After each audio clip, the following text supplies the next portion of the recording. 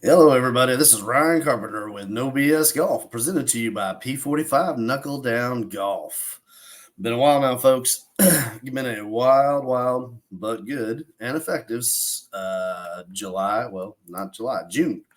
See, that's what it feels like. It's been flying by, and busy to the point I lost my voice twice from all teaching and other things going on, and so I was part of the the break in the schedule, but trying to get caught up. Today's a catch up edition. In fact, the next two or three might be catch up editions. I missed so many topics along the way, I can't even begin to recount everything that went on. But wanted to for sure stop in, check on messages. Didn't see anything, so hopefully at some point, like I said, go to that comment section.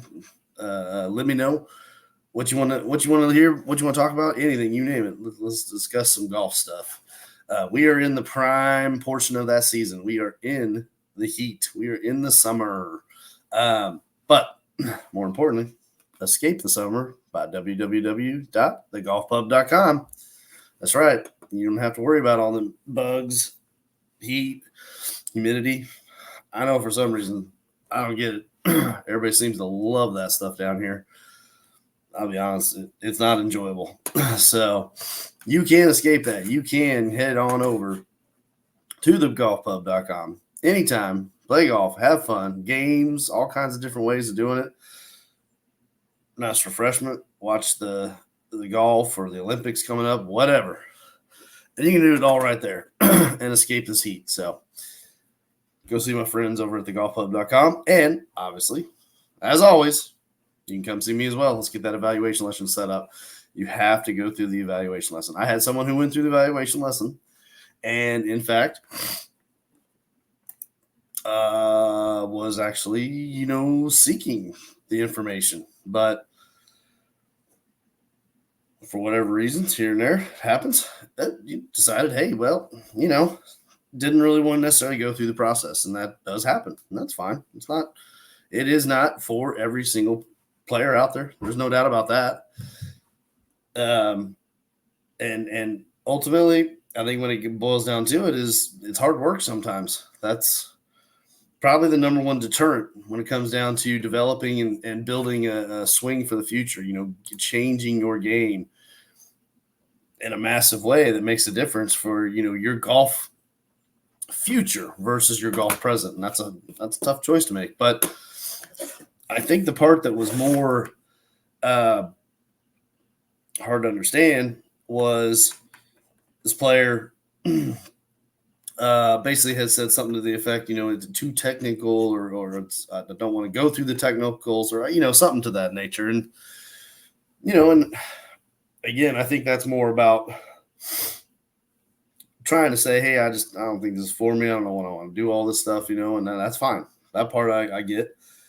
Anyways, I came across this really cool internet clip at one point about a week, maybe even less, couple days after, and I posted it. So at Twitter, P45KDG, P45KDG. And I posted it. Aldridge Logan was the fellow's name. Logan Aldridge. He is a highly accomplished. He's done all kinds of stuff, to be honest. Go look at his webpage. It's pretty cool. But he has mastered golf. And he has mastered CrossFit workout. He does workout stuff, and he's missing 80% of his arm. And the fella is just amazing. He's trainer, waterman, golfer, educator, strength. Here's my favorite part, hands down, on his front page: limit defier. It just doesn't get any better than that. There really is no limit in reality to anything in this game, and players' abilities, if they want to learn and develop to get to a certain point. There is no limit. We are limit defiers if we choose to be. That's the big part of it. can you choose to be? Do you want to be? And if you do you know the proper way to get there? And that's where I come into play. It's I'm for sure. I'm at a stage of life where I don't have all the time necessary things in place to be the absolute great best player I could be currently if I wanted to be. And that's because I choose. I make other decisions. I'm choosing to teach golf still. I'm choosing to spend a lot of time with my children and do things with them that are important for their future. So those are choices. That's a different thing. So, but in terms of the abilities, that's the thing I want to impress upon people. The ability to learn, develop, change, create, get to where you want to be, you've all got the capabilities within you. If you can, and if you want to choose to go through that process and learn the P45 knuckle down golf way. So, and I've already got, right now, 4 or 5 players advancing remarkably right now, which is great. I'm excited to see them come together. I just had one. I posted about it, and but anyways, go check out that fellow Logan Aldridge. He's an amazing fellow. But I did. We had one. So much has come together that we've now begun to advance into what I'm kind of calling phase 2 of this player's development, because this first phase has really moved really nicely. And so it was a good finish to the week yesterday morning, and we're moving into phase 2. And he's gonna be ready to blaze a trail out there here pretty soon. Anyhow, other things. I tell you what, you got to follow the Twitter at P45KDG or Facebook as well. Just look up P45 Knuckle Down Golf. Should be able to find it pretty easy.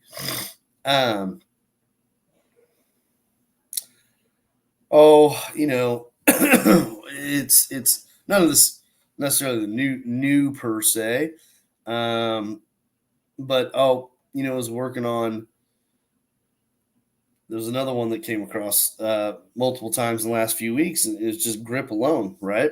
And talking about hand structure and placement and relationship to movement in the golf swing. Well, I got these players, and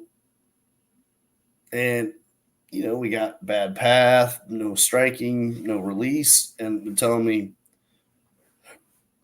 can't we just, do something simple on that? I'm like, well, no, because the first problem is without the minimum 5 key points to hand structure, you could take lessons about all kinds of stuff and have somebody just simply tell you, well, you got to do this, and you got to make the club do that. And it's like, okay, yeah, that's true. However, pardon me, I'm getting run down from a long summer. If the hand structure on that dang thing is off, then your ability to maneuver that thing the way they're telling you is never going to happen. It just isn't. You may do what I call a falsifying motion that allows the club to maneuver into the golf ball to kind of trick it into moving differently in the air. That doesn't mean you're actually changing or doing the thing that might be being discussed. Those are 2 completely different things. And here's how I'll tell you this, because I've done this too many times, and I've done this with PGA professionals.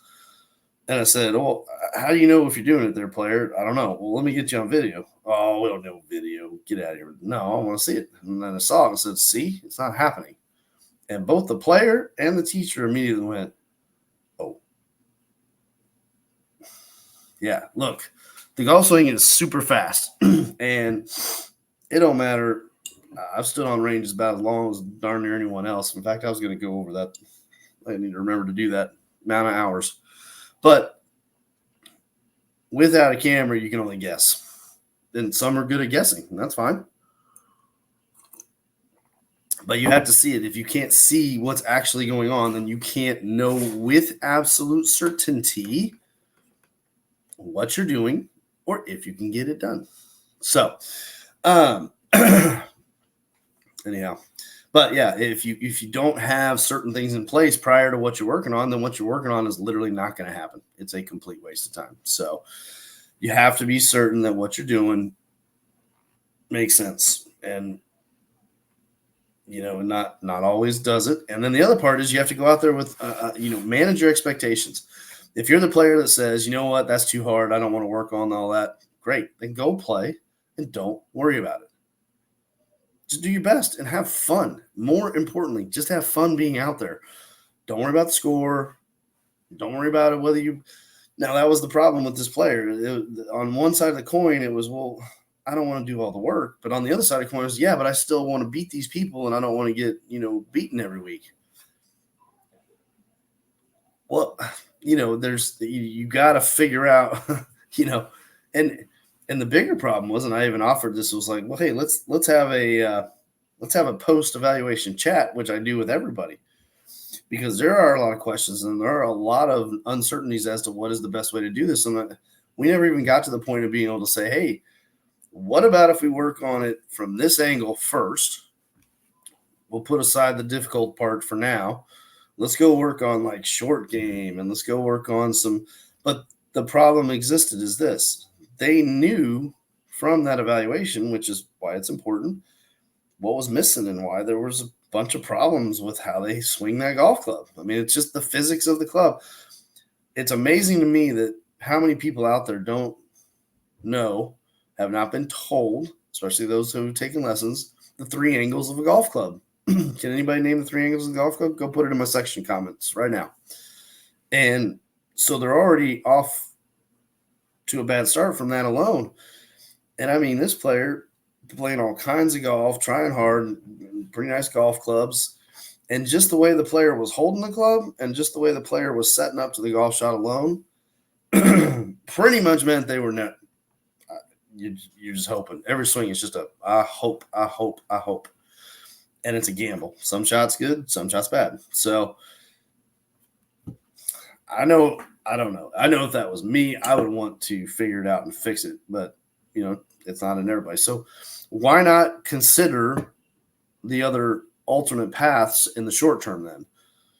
The short game things, let's go out on the course together and walk through a round and talk about it. But the door was slammed at that point. So I feel bad for players when they kind of immediately just give up without even considering the possibilities of what could happen, So, but it is what it is. That's how it works sometimes, folks. Going back to the fella, one of my fellas that's doing really good and progressing. This was a critical and important part of the process.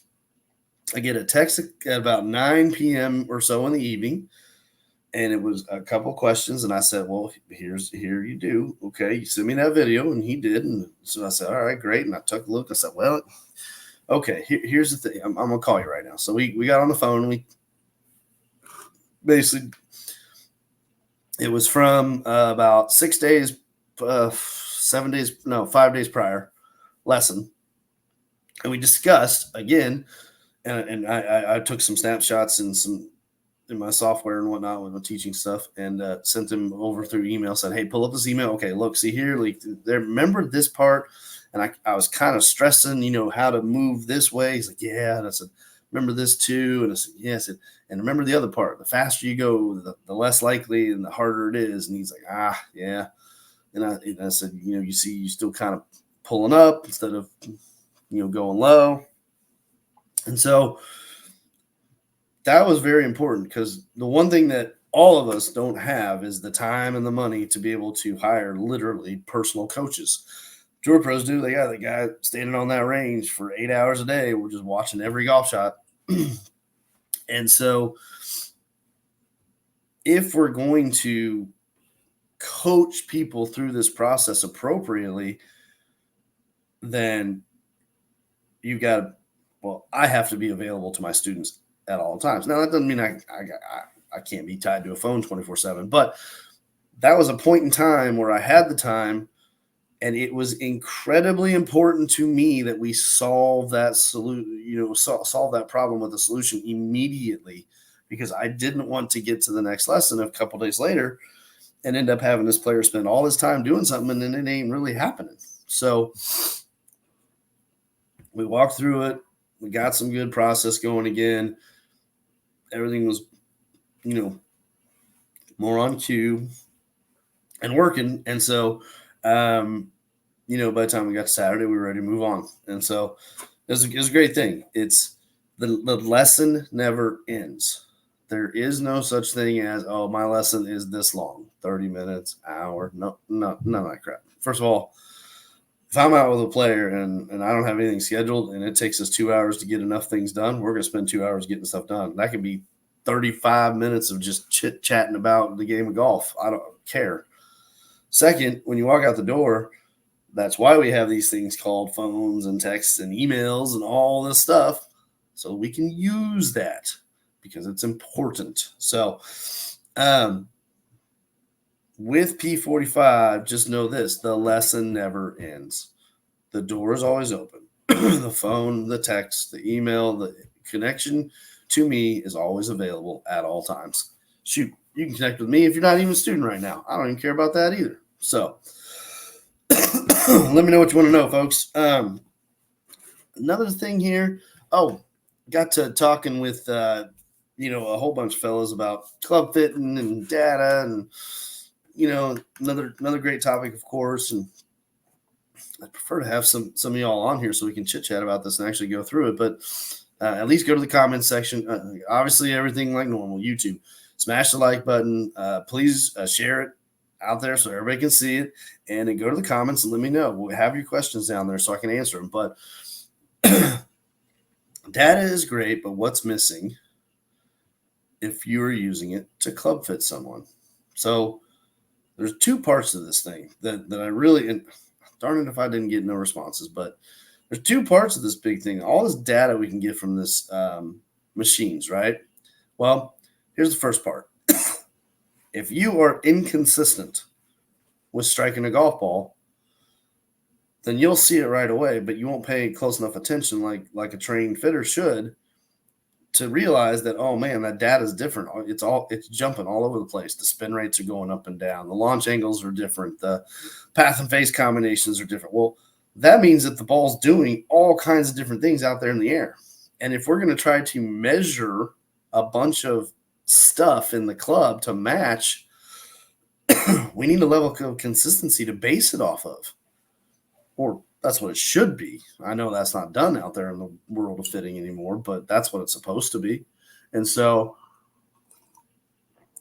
at that point, the first thing you're supposed to do is say, hey, look, we need to get you a little more consistent. Let's work on some swing stuff first. Then let's come back and measure this and get things that make sense based off more consistent data that then becomes a club for your game for your future. And so the other thing that's missing in these club fittings is just that alone. The level of understanding of teaching or teaching at all, which that's the scariest part about it. I can't believe how many people are put into club fitting positions that have zero to basically none real teaching experience, which, yeah, that's a whole another day's topic. So that I don't get. So anyways, for now, those are some of the main ones. I got all kinds of stuff. I mean, I posted. There's a great one with that Georgia Bell gal. If you ever saw it, she went viral with getting. First of all, by the way, don't throw tips at people on ranges. If you're not a professional teacher, you shouldn't be telling anybody how to do anything in golf. Period. The end. So, but this one guy just jumped in on this little girl. And she ends up being a teaching professional. And he starts spitting stuff at her, and she had her camera set up, of course. Good for you, Georgia. Thank you. And kind of went like, "Are you serious right now?" And she sloughed it off, and he kind of went away, I guess. But anyways, she posted something that was really great, and it was again simple stuff. I mean, we're talking about. I literally had this person in front of me, and I said, "Look, with the stance, hand position, tilt the upper body and aim." And it was like I had put this person into like a pretzel all wrapped up in some weird way. But then I said, well, look at the camera though. And as soon as the student did, oh, it looks good. I'm like, see. And so it's always interesting to see how everyone kind of bumps back and forth around this. So that at one moment, the technical becomes very clear and easy to understand by just seeing it and feeling it at the same time. And it's like, oh, wow, yeah, look at that. And then the next moment, it's like, well, it's too technical. And I'm like, all I know for that is this. Like, if you had a doc or I did the doc and I did the airplane pilot. And, you go into the doctor, got shot. And doc goes, hey, you know what? Let's not get too technical today. Instead, let's just throw a Band-Aid on that thing. And let's hope that works. I'm pretty sure nobody out there wants that to happen if you were in that situation. I don't know. I could be wrong, but I'm fairly certain. Well, same thing holds true. Pilot gets to the plane and decides, let's not get too technical today. We don't need to do all the pre-check stuff. Let's just take off. I'm pretty sure everybody on that plane doesn't want that pilot to not be technical. So while I get the technical can be a little bit too much and overwhelming in the beginning, the key is to just understand what you need to be able to go through in order to achieve your goals. At that point, which I explained very clearly, we move forward and we forget about all this. We focused on just the main current things. We break it down into individual pieces. We don't try to get all of that stuff fixed at the same time. It's too much stuff. So it's interesting to see how different players and different walks of life kind of digest all this stuff, and it's why I always want to do the follow-up conversation with players. So but ultimately it does come down to you have to make the decision. That's for sure. And some players may not want to, and that's okay. And that's what I said. I say, hey, that's all right. Enjoy, do your best. Don't worry about your scores. Go out and play the game. Try to enjoy your time out there and just let it be as simple as that. Last one before I go here. There's two. Classic chair drill with Aberg. I posted about that. I just did chair drill twice in the last week. And once again, it is amazing to me how many players go, I don't know, go home and use a chair. I'm like, this is one of the best players on the face of the earth right now. He's been using the chair drill at home in the winters for decades now. A decade, maybe. However long it's been.